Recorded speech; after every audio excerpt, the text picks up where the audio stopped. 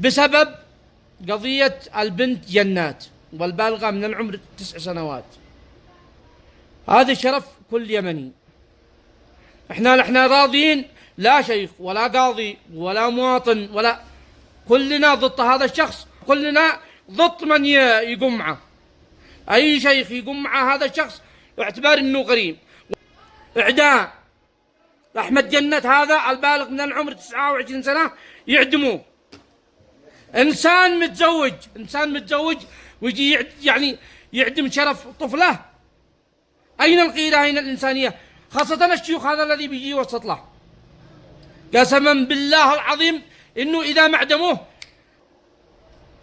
هذا شرف انسان ما فيه الا كرامته. المفروض ان القاضي يعزل فيه في باب اليمن، يقع عبره للايام الجايه.